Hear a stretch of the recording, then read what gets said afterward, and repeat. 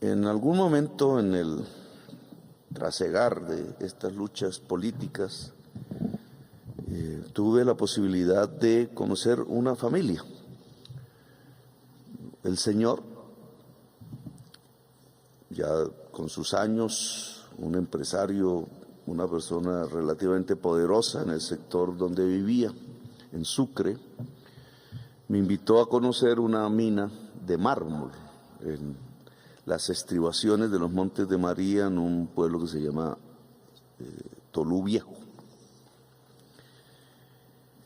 Bueno, pues allí habló, me dio unos tragos, estuvimos hablando. Yo veía al campesinado que pasaba por la trocha al frente de la casa, un poco silencioso, extraño para las condiciones culturales de las gentes.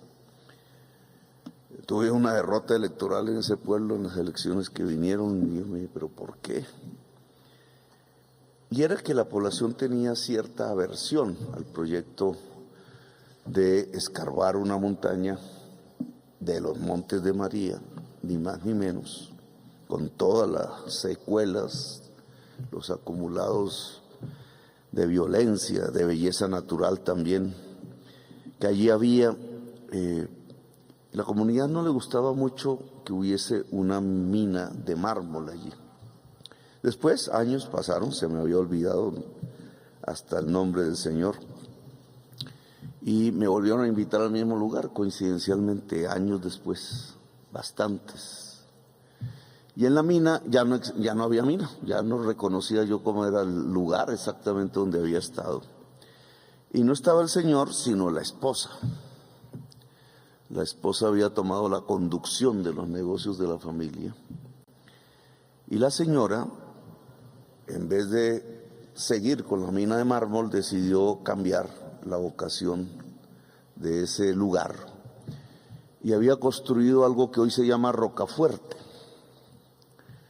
que era un lugar donde otra vez estaban los árboles, el bosque nativo, unas casas con la tradición arquitectónica del lugar arriba, unos sitios donde se tiraba uno en una cuerda y generaba el vacío.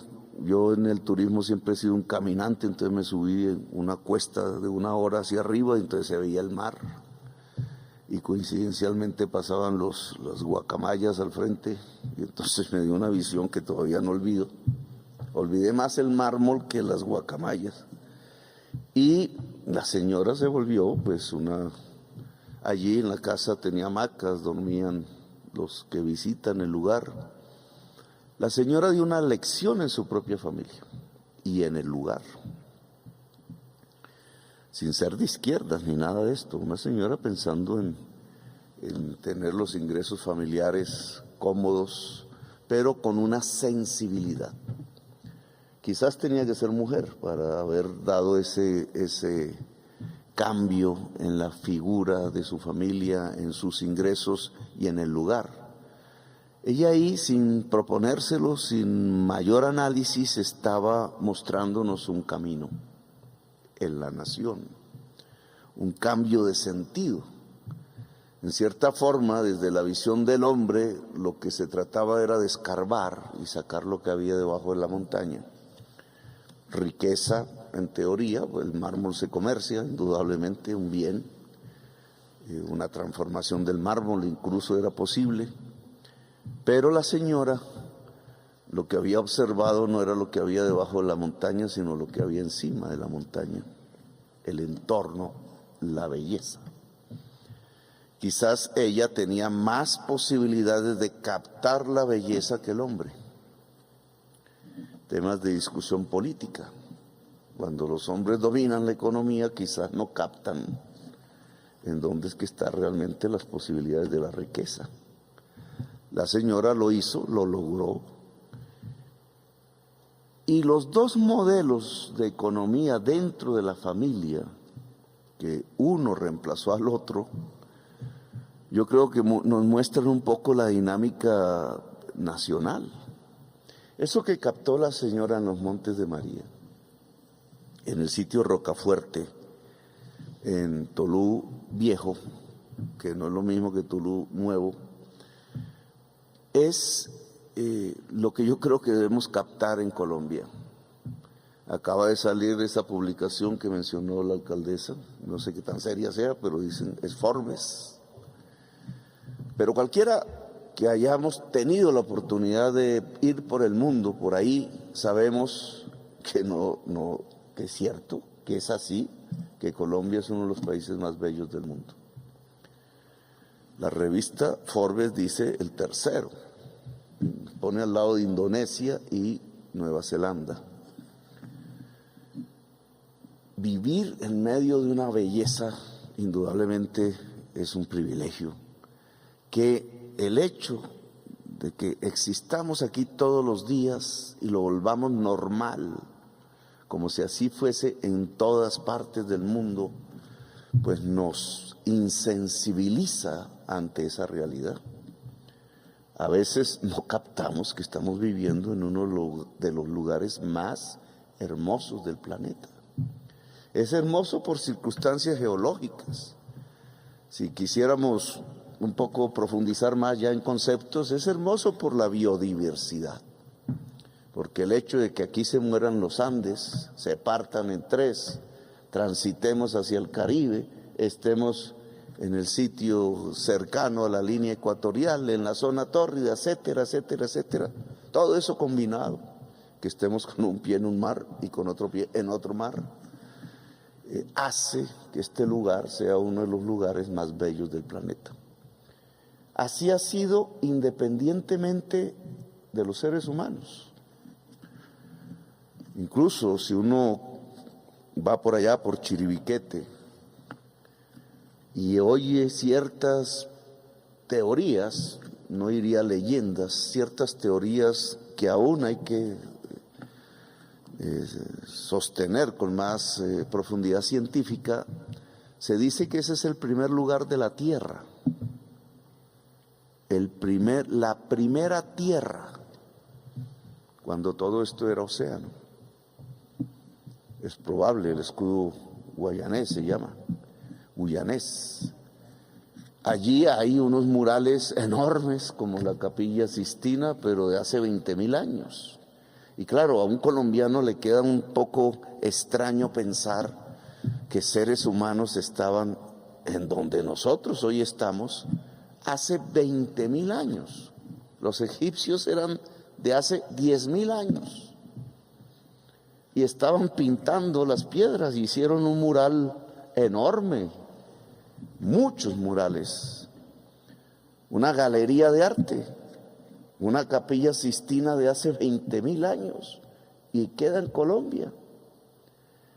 Y las pinturas nos muestran que ahí no había selva por los animales que aparecen y los ritos de caza y los seres humanos que salen en ese tipo de pinturas, que habían mastodontes, no había selva, la gente había pasado, bueno, otras diversas teorías, hasta allí, sin pasar por una selva que fue después que empezó a crecer. Y entonces tenemos, en cierta forma, un ancla en la historia tan profunda quizás o más como la que se cuenta alrededor de las narrativas de los egipcios y después de los pueblos bíblicos y de los pueblos del Mediterráneo europeo, griegos, romanos, sumerios, caldeos. Tenemos una historia, y en medio de esta belleza natural, que según Forbes es la tercera en el mundo, para los que les gusta hacer rankings, para clasificar los países, tenemos un potencial. La señora tenía razón, la riqueza no está en el mármol, sino lo que está encima del mármol. Pero es un mensaje que entonces no solamente va para Tolú Viejo, para los Montes de María, va para toda Colombia. ¿Estamos nosotros como sociedad hoy, como sistema económico existente hoy, destruyendo la belleza natural o la estamos aprovechando? ¿Qué es lo más racional para aquellos teóricos de la economía que hablan de la racionalidad económica? ¿Qué es lo más racional hoy en la Colombia contemporánea? destruir la belleza natural o construir los instrumentos que permitan que la sociedad que vive en medio de esa belleza natural pueda prosperar con ella. Pues nosotros proponemos el segundo camino. Y lo proponemos no solo por poesía, por retórica, por romanticismo, por ver un atardecer en el mar solamente. No, por racionalidad económica que yo quiero transmitirle a todos los sectores de la sociedad colombiana. Es que nosotros dependemos del carbón y del petróleo desde hace 30 años. Y el carbón y el petróleo en su uso intensivo en los países industrializados emana los gases que están calentando la atmósfera y que cambian el clima, y los científicos dicen que ese cambio acumulativo del clima nos lleva a la extinción de la especie humana. La ciencia, ya no la señora de la familia de Tolú Viejo, la ciencia está diciendo que si escarbamos la tierra, ya no tanto por el mármol, sino por el carbón y el petróleo y el gas, simplemente nos estamos condenando a morir. Y no en el largo plazo de milenios, sino en una fracción de la distancia de tiempo que nos separa de aquellos seres humanos que en aquel lugar que hoy llamamos Chiribiquete pintaron una capilla Sixtina, antes que cualquier otra civilización que conozcamos en Colombia hoy. Una fracción que es, a ver si el 1%. El 1% del tiempo es lo que de aquí en adelante nos separa de nuestra extinción como especie. Tenemos que haber hecho algo muy mal en todo el planeta para que solo con el 1% de tiempo, desde que aquellas personas pintaron en Chiribiquete los murales hasta hoy, tengamos la extinción de toda la especie humana de frente. Algo muy, pero muy mal hicimos. Y es la hora de corregir, porque creo que ninguno aquí quiere que sus hijos y sus nietos vivan lo que puede ser esa tragedia humana del fin de los tiempos. Si ya hemos vivido el COVID, que es como nuestro campanazo para medio despertarnos, mire, es que es aquí ese camino del COVID es multiplicado por 10, por 20, el camino de la extinción de la especie humana. Entonces, ¿por qué vamos a continuar por ahí? Las tensiones políticas del mundo de hoy, incluidas sus guerras, tienen que ver con este tema. Y mañana, y pasado mañana, y el mes que sigue, y el año entrante, y los años por venir, serán todavía más intensos en el viacrucis humano por definir este tipo de destinos y de caminos. La decisión tranquila que quizás la señora, no sin, yo creo, una profunda discusión con su marido, tomó. Pero esa decisión multiplicada en el planeta nos va a llevar a unas tensiones, y nos está llevando a unas tensiones políticas enormes, profundas.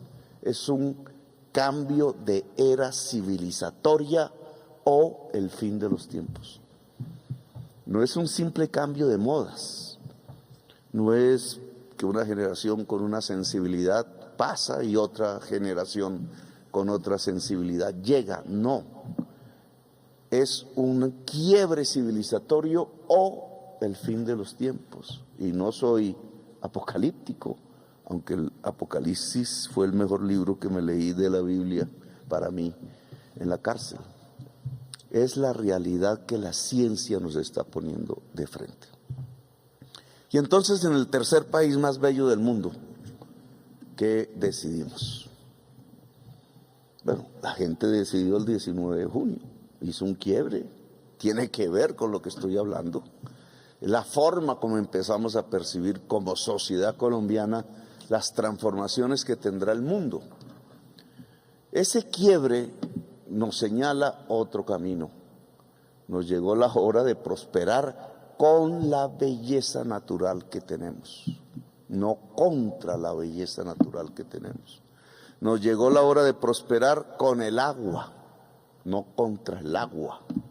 Nos llegó la hora de pensar incluso los negocios, pero fundamentalmente la existencia con la vida, no contra la vida.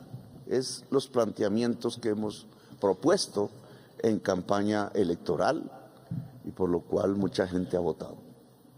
Y es lo que queremos seguir discutiendo, debatiendo y haciendo. Es otro camino, es un quiebre, es un mensaje al mundo también. Desde el tercer país más bello de la tierra podemos lanzar mensajes a la humanidad, precisamente para que ayudemos a la decisión de la señora para que ella sea posible en todo el globo terráqueo. Y aquí en medio de esta decisión, indudablemente, el tema que los congrega a ustedes se vuelve importante. Yo no soy un gran conocedor del tema, soy apenas de vez en cuando un turista caminante, más un extranjero por los caminos del mundo, porque eso es lo que me gusta hacer, mirar y caminar. Y no conozco mucho los intrínculos de los negocios que tienen que ver con el turismo, etcétera. Pero como economista y como activista político entiendo que si queremos reemplazar el carbón y el petróleo, porque nos toca, es obligatorio, es un imperativo categórico al estilo de Kant, moral. No podemos prosperar matando a la humanidad, así de simple. Claro, no es culpa de nosotros, pero es la realidad de lo que estamos viviendo. No podemos vivir de matar a la humanidad. La humanidad va a decir no, y está diciendo no, no nos dejamos matar. Luego, la manera como nosotros tenemos que construir nuestra economía y nuestra sociedad es diferente. Es con la belleza, no con los instrumentos de la muerte. Y entonces, si nos adentramos en esa nueva economía, tenemos que aceptar, uno, que tenemos que construir la paz. Sin ingenuidades, porque este es un tema complejo, se ha vuelto más complejo hoy que nunca. Dificilísimo, porque ya no es como hace 40 años, unos políticos armados contra un Estado también político armado. Eso era fácil de solucionar. Hoy estamos metidos en una argamasa violenta que ya no tiene como contenido las fronteras nacionales, sino toda América, cuyas decisiones que permiten precisamente la profundización de la violencia no están ni siquiera aquí, ni en el Palacio de Nariño, están en los centros del poder mundial. Cuando en Cartagena el fiscal paraguayo, gozando de las playas y el mar, es asesinado al lado de su esposa en una luna de miel, o sea, disfrutando del amor y de la belleza, pero es asesinado, un golpe desde las entrañas de la muerte, contra el amor y contra la belleza. ¿Qué es lo que ocurre ahí según la investigación? Que lo matan en Colombia, él es paraguayo, es un fiscal, y el que lo mata es un mafioso uruguayo, que ni sabía yo que en Uruguay podía haber ese tipo de estructuras. Estamos ante otra realidad. La mafia no es colombiana, es uruguaya, es argentina, es paraguaya, es brasileña, es ecuatoriana, es mexicana, es centroamericana, está en Haití y está en los Estados Unidos y en Europa. Y entonces, ¿cómo resolvemos si eso es el motor de la violencia colombiana? Ha dejado 1 millón de muertos en América Latina, ha construido un mapa que son las grandes estelas de la muerte, que son las rutas de la cocaína prohibida por todo el territorio americano, ha construido en esas estelas las ciudades más violentas del mundo. ¿Cómo desactivamos eso en el territorio nacional? Entonces, indudablemente nadie puede decir aquí, no, yo sé cómo. Los que han dicho yo sé cómo y han implementado algún tipo de política alrededor han fracasado. Hoy las mafias son más fuertes que con Pablo Escobar. El balance de los que han contado, la contabilidad de la muerte habla de 1 millón de muertes en la guerra contra las drogas. Latinoamericanos, la mayoría colombianos, 1 millón. En Estados Unidos están muriendo 70,000 al año, no por la cocaína colombiana, ni muchísimo menos por la marihuana que no mata a nadie, sino por el fentanilo que se produce en Taiwán y China. Y si ustedes proyectan 40 años hacia adelante, si siguiéramos como estamos, pues tendremos 1 millón de latinoamericanos más muertos, 2 millones de norteamericanos más, la mayoría negros, presos, y 2.800.000 norteamericanos muertos por sobredosis, por fentanilo y otras drogas por el estilo. Las contabilidades de esta guerra contra las drogas están en la escala de millones de muertos, de millones de presos. Estamos en una de las circunstancias que podríamos equiparar con los fascismos europeos de mediados del siglo XX y con las épocas de la esclavitud forzosa de hace unos siglos. Hechos dantescos a través de políticas públicas hechas por seres humanos absolutamente fracasadas. Bueno, esto lo digo por mostrar la magnitud del reto que significa construir la paz en Colombia. Ahora, si no hacemos y construimos la paz de Colombia, hablar de turismo es un poco carreta. Porque el turismo en realidad está ligado a la paz. El turismo es una actividad que se puede desarrollar en medio de la paz. Nunca entendí por qué se votaba por la guerra. Empresarios turísticos votando por la guerra. En la guerra nadie hace turismo. ¿Quién va a ir a hacer turismo en Ucrania? A Ucrania van los mercenarios que quieren allá ganarse una plata o ganarse el ataúd. Pero hoy Ucrania, siendo un país hermoso, no puede desarrollar el turismo en medio de la guerra. Los rusos, que tienen unos lugares espectaculares para el turismo, tienen que cerrar sus actividades turísticas porque la gente no va allá cuando están en guerra. En Colombia, el turismo no se va a desarrollar si estamos en guerra, si las bombas suenan, si el peligro está ahí. Entonces, este es un tema en donde el gobierno nacional, porque no es una responsabilidad de ustedes, sino colateral, el gobierno nacional tiene una responsabilidad pesada, digamos, que es comprometerse con ustedes y con la sociedad colombiana a buscar los caminos eficaces de la paz, en donde puede fracasar indudablemente. Fracaso histórico sería, o podemos avanzar.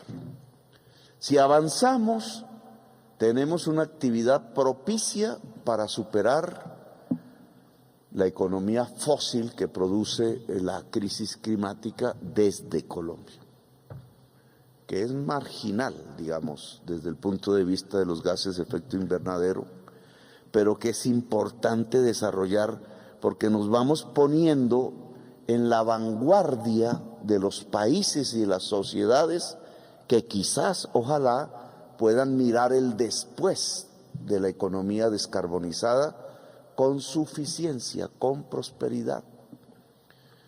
Superar la economía del carbón, la economía carbonizada, no solo el carbón, sino lo que significa químicamente las moléculas de los hidrocarburos fósiles, pone al turismo en una actividad fundamental, en un sitio fundamental en las perspectivas colombianas.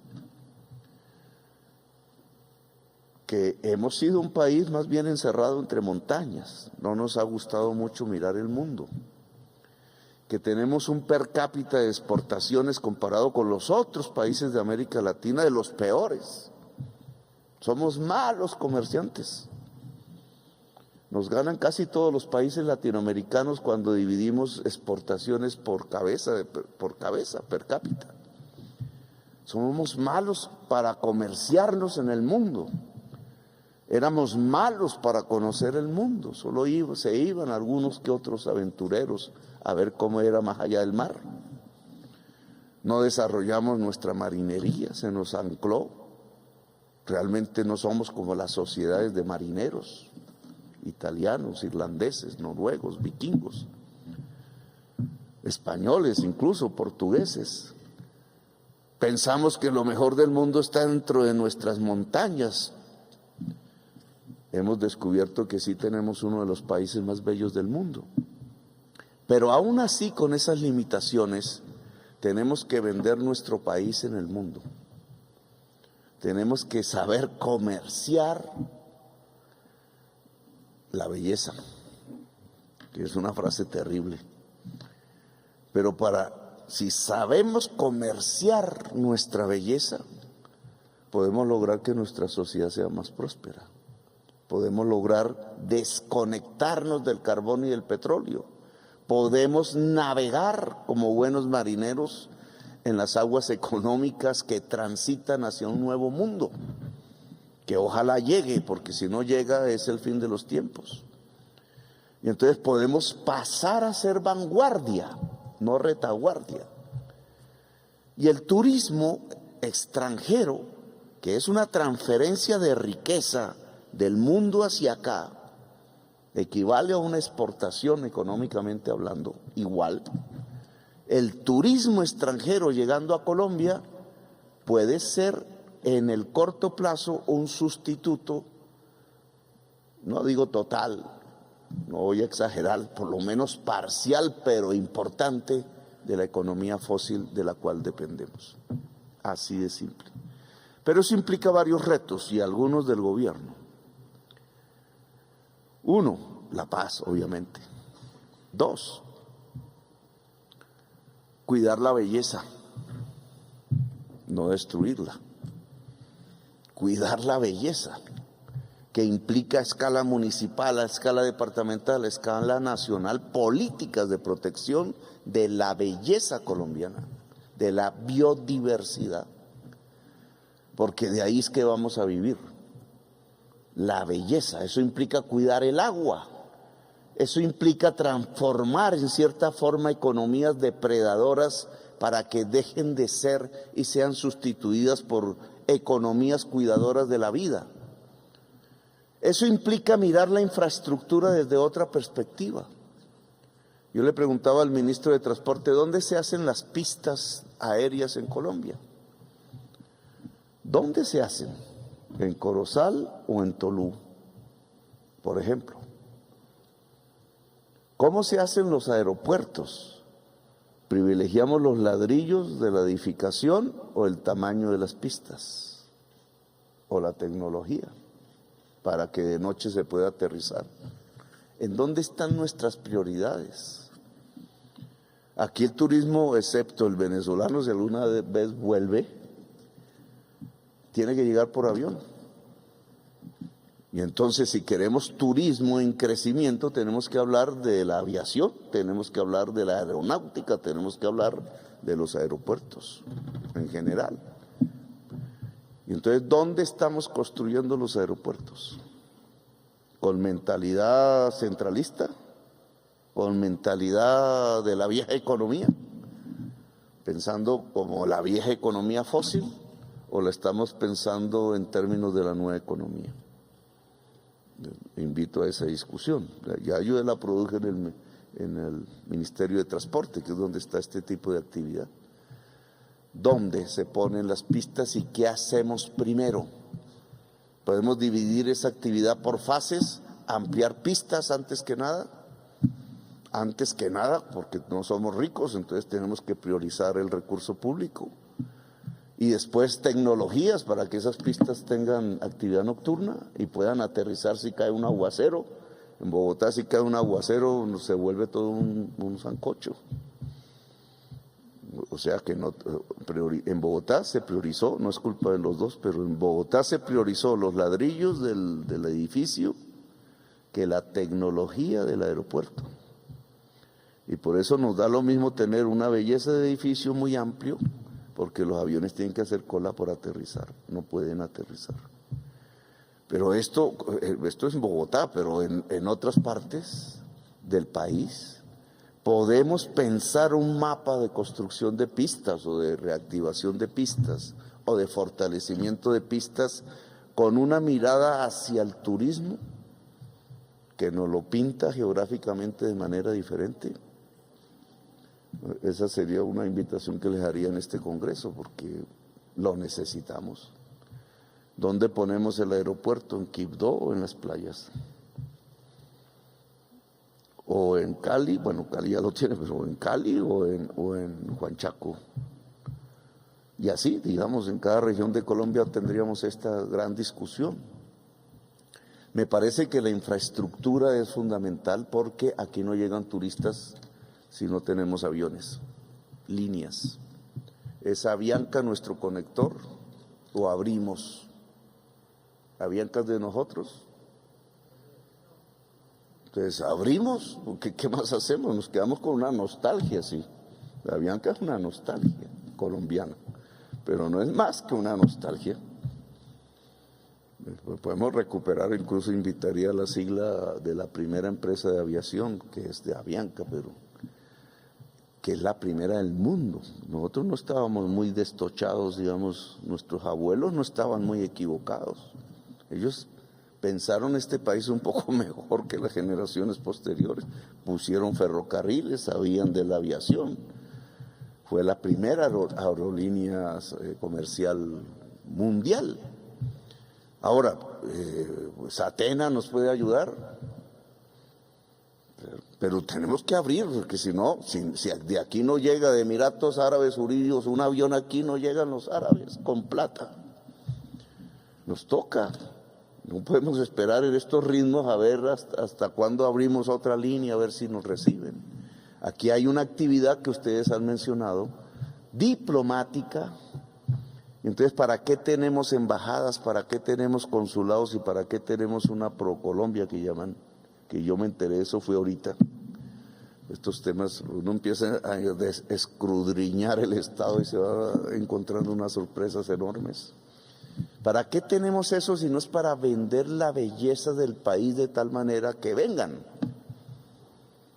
y que puedan venir? Entonces esas simplezas en frases, que puedan venir es que haya líneas, que diferentes empresas del mundo puedan llegar a Bogotá o a donde quieran llegar en Colombia, que no solo es una aerolínea, que deben ser muchísimas, y que si nosotros queremos mantener cierta seguridad de que no nos desconecten, porque el mundo va variando, entonces tenemos que tener una aerolínea colombiana potente, pero colombiana.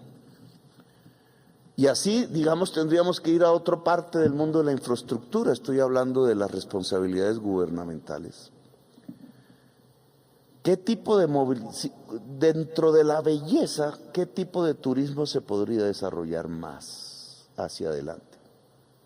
El de playa, el depredador, el ecoturismo. ¿Cómo aprender a hacer el ecoturismo? Ahí vi otro ranking de cantidad de empresas de ecoturismo, y en América Latina Ecuador tiene la punta y Colombia no aparece en el ranking. Está en otros, en la cola, está en otros en la cola. Y Ecuador es la vanguardia. Entonces, y Ecuador tiene la misma capacidad de belleza para ofrecer que Colombia. Se parece, pero nosotros podemos hacerlo 20 veces más. Entonces, el desarrollo del ecoturismo no significa, además de cuidar la belleza, de formas de movilidad limpias, de ciudades llenas de árboles, de cuidar patrimonios, de que la ruta libertadora se pueda otra vez restablecer, de que los caminos reales puedan ser hoy magníficos caminos reales, no solo por las piedras que uno pisa, sino por las edificaciones que son la historia de nuestro país. Todas son responsabilidades gubernamentales. Que podemos hacer la ruta turística del río Magdalena. ¿Cómo garantizamos que no sean pirateados los barcos? Temas concretos, como un yate de lujo de esos con turistas adinerados que vienen a mirar pájaros en el río Magdalena y a bajar en los pueblos, puede garantizar su seguridad. Duermen en el barco, transitan en el barco, se bajan en los pueblos. Tenemos que construir unos mecanismos para que puedan devolverse sanos y libres a sus casas. Y traigan más y más y más. Y por ahí entonces ya no serán 4, 5, sino los 12 de los que hablamos. Y yo creo que Colombia tiene para más. Pero por lo menos esa meta en este corto plazo. 12. 12 es la mitad del petróleo. 12 es más que el carbón. Esa es la importancia desde el punto de vista de los números. 12 en el turismo nos reemplaza el carbón. O nos puede reemplazar la mitad del petróleo. Es decir, hacemos buena parte de la tarea de la transición energética, que es el imperativo categórico. Luego, de este gobierno, tengan ustedes un aliado a su lado. Tendremos diferencias, obviamente. Sí, a mí sí me gustaría que se llenara en el sistema hotelero colombiano de casas que se ofrezcan al turismo, de gente que viviendo en esos lugares hermosos pueda aprender a vender servicios turísticos, que se llene de gastronomía colombiana en forma internacionalizada los hoteles y las ciudades. Bogotá hizo un gran esfuerzo y ya es famosa un poco por la calidad de sus restaurantes, pero hay que hacer más en todas partes. La transferencia de riqueza que es el turismo es también una generación de riqueza en Colombia, está ligada a la cultura. Les decía a los indígenas en Santa Sofía, que queda entre Leticia y Puerto Nariño, ahora que fui, porque yo los vi bailar un poco como adaptándose a la cultura bueno, que se oye en las emisoras, no voy a decir de qué cadenas radiales, pero es que no es por ahí, porque producimos un etnocidio, la cultura se nos vuelve, el turismo se nos vuelve depredador, y realmente un turista no viene aquí a mirar cómo la zona G es parecida a su zona G en su ciudad, porque para eso no viene, para eso se queda allá a comer hamburguesas y perros calientes. No, viene aquí a conocer lo extraño. El mundo cambia en su percepción sensible, porque del tener, que era el siglo XX, soy rico porque tengo, pasa a soy rico porque experimento, porque tengo sensaciones, porque vivo. Es un cambio de paradigma de la humanidad. Y entre eso, vivir como vive otra sociedad es clave. No cómo otra sociedad se parece a mí, sino cómo encuentro la diferencia en otra sociedad. Y estos son temas más complejos que tenemos que cuidar. Cómo el turismo puede ser sostenible con nuestra cultura y con nuestra naturaleza. Temas que indudablemente son para discutir, ¿cierto? Queremos el turismo de grandes resorts.